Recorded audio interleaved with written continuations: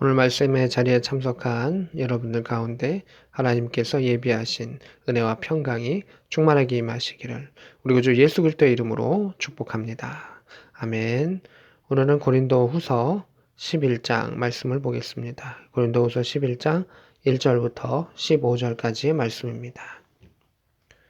1절에 원하건대 너희는 나의 좀 어리석은 것을 용납하라 이렇게 되어 있습니다. 반어법이죠. 사도 바울이 이 거짓 선지자들이 하도 공격을 해오고 또 그것에 미혹되는 고린도 교인들이 있기 때문에 이 반어법을 사용해서 자기 자신을 이제 표현하고 변호하는 것을 보게 됩니다. 청하건대 나를 용납하라 라고 말합니다. 이전에 내가 하나님의 열심으로 너희를 위하여 열심을 내노니 이렇게 되어 있습니다. 하나님의 성품이 여러 가지가 있으십니다. 때로 하나님은 질투하시기도 하고 또 뜨겁게 사랑하시기도 하고 또 용맹하시기도 하는데 하나님의 성품 중에 하나가 열심입니다.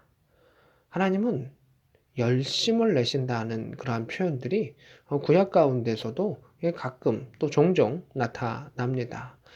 천지를 창조하신 하나님께서 대충 하시는 것이 아닙니다. 우리를 구원하기 위해서 또 우리를 품기 위해서 열정과 열심을 가지고 행하신다. 그래서 사도 바울은 그 하나님의 열심을 가지고 자신도 사역한다라고 말하고 있습니다. 그런데 이 열심이라고 하는 것은 남들보다 빠른 겁니다. 남들보다 뜨거운 것입니다. 남들보다 에너지가 있는 것입니다. 그래서 주변 사람들에게 선한 영향력을 미치기도 하지만 또 그것에 동화하지 못하는 사람들에게는 불편감을 줄 수도 있습니다.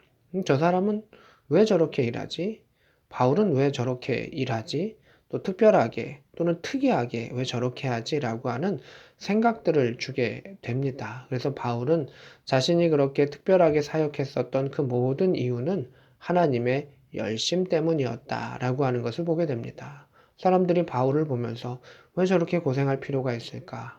또는 왜 저렇게 복음이라고 하는 것만을 전할까? 왜 유대주의에 타협하지 못할까? 왜 헬라 철학으로 복음을 전하지 못할까? 여러 가지 생각을 가지고 있을 것입니다. 쉽다라고 생각했던, 편안하다고 생각했던, 더 합리적이라고 생각했던 많은 방법이 있었을 텐데, 바울은 하나님의 열심을 가지고 우직하게 전진해 나아갔었던 것을 보게 됩니다. 바울이 그 열심을 냈던 그 이유는 내가 너희를 정결한 처녀로 남편인 그리스도께 드리려고 중매함이로다 이렇게 되어 있습니다. 좋은 배우자를 소개시켜주기 위해서 열심으로 뛰는 중매인들이 있을 수 있습니다. 그냥 이 사람은 이 사람하고 대충 이어져도 나도 그냥 돈 받고 말아야지 라고 하는 그런 나쁜 사람들도 있을 수 있습니다. 그런 나쁜 중개인이 있을 수 있습니다. 그러나 사도 바울은 정말 좋은 신랑을 찾아주고 좋은 신부를 맺어주는 그러한 바른 중매인이 되기 위해서 나는 열심으로 뛰어다니는 사람이다. 당신들에게 예수 그리스도를 소개시켜주고 또 예수 그리스도와 이어지게 하기 위한 나의 열심을 가지고 있다라는 것을 말하고 있습니다. 그러나 나는 3절에 뱀이 그 관계로 하와를 미혹한 것 같이 너희 마음이 그리스도를 향하는 진실함과 깨끗함에서 떠나 부패할까 두려워하노라. 이 뱀으로 인해서 하와가 범죄하게 되고 미혹하게 되고 남편과의 관계도 그렇지만 특별히 하나님과의 관계성이 틀어지게 되었습니다. 그래서 바울은 이야기하는 것입니다. 이 미혹됨을 조심해야 된다. 이것이 우리의 신랑 되신 예수 그리스도와 함께 이어지는 것을 틀어지게 된다. 우리의 혼례를, 우리의 결혼을 하나님과 함께하는 것을 틀어지게 하는 것이 뱀의 관계와 같은 것이고 미혹의 영이 우리를 공격하는 그 일이다. 그래서 우리는 그것에 벗어나기 위해서 깨끗함과 진실함으로 행해야 된다. 진실함은 무엇입니까? 복음입니다. 하나님의 뜻입니다. 하나님의 말씀입니다. 그 말씀 가운데 깨끗함에 선한 행실, 바른 행실, 복음에 따른 그 행실들을 우리가 행해야 한다. 그래서 말씀의 기초 가운데 그 행함이 있는, 믿음 가운데 행함에 있는 그러한 것으로, 그러한 자리로 우리가 나아갔을 때 미혹의 것으로부터 우리를 지킬 수 있고 하나님과의 관계를 지킬 수 있고 신랑 되신 예수님과의 관계를 지킬 수 있다라고 하는 것을 말하고 있습니다.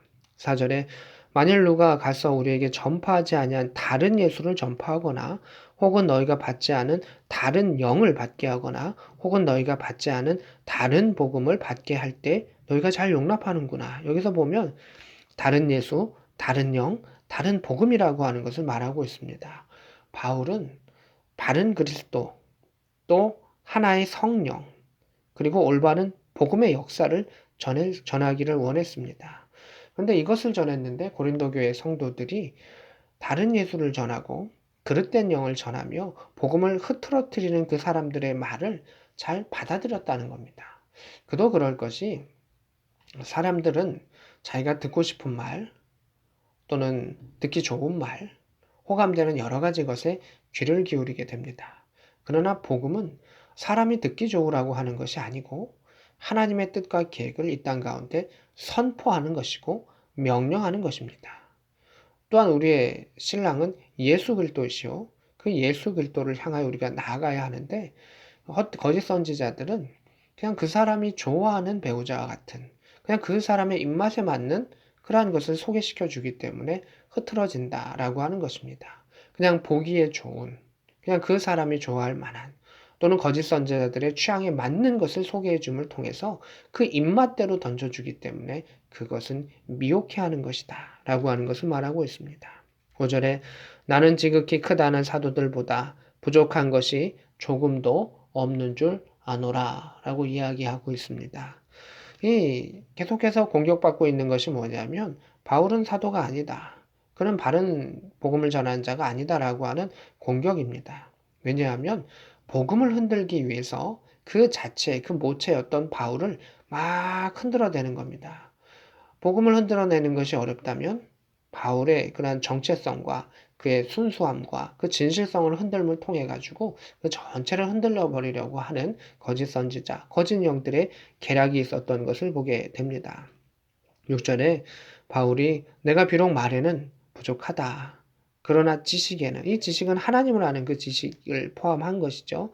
그 지식에는 그렇지 아니하다. 모든 일로 너희에게 당신들에게 내가 나타내지 않았습니까? 라고 이야기합니다.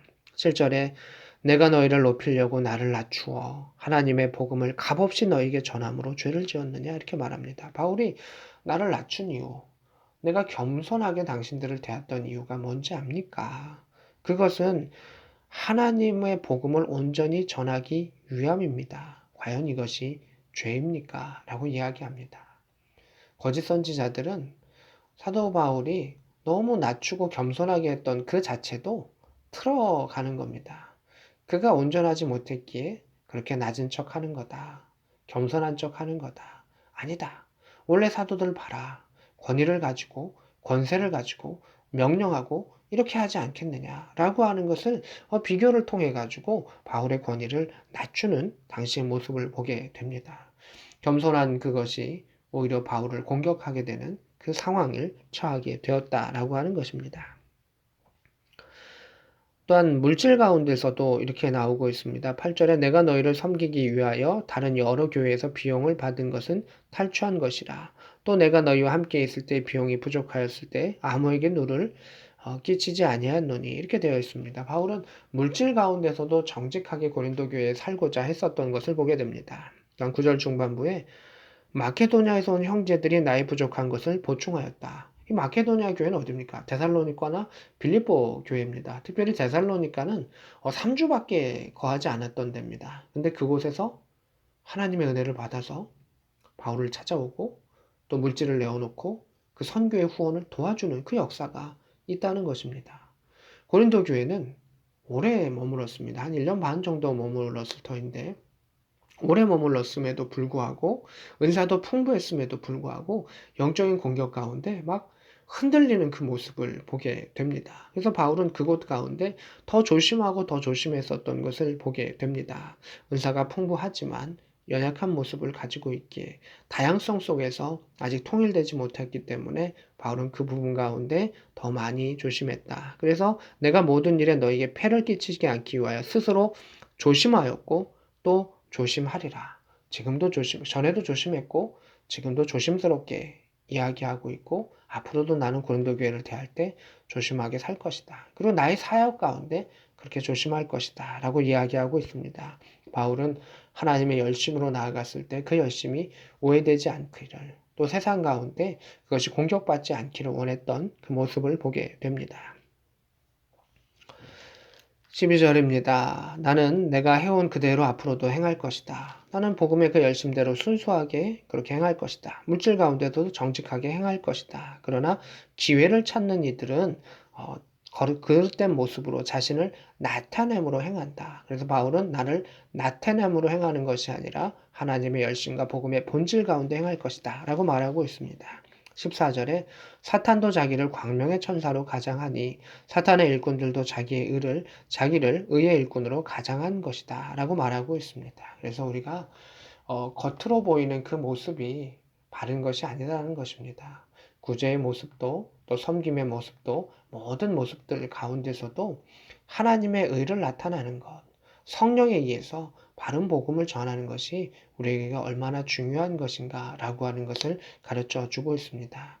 우리 안에 하나님의 열심이 있기를 원합니다. 또한 그 열심으로 열심히 세상의 질투와 여러 가지 것으로 공격받지 않기 위해서 또 스스로 정결하고 깨끗하게 또 조심하면서 나아갔을 때 악한 것을 분별하며 하나님 나라를 이 땅 가운데 선하게 이루고 확장할 수 있는 복된 저와 여러분 될 수 있기를, 우리의 삶 될 수 있기를 우리 주 예수 그리스도의 이름으로 축복합니다. 아멘.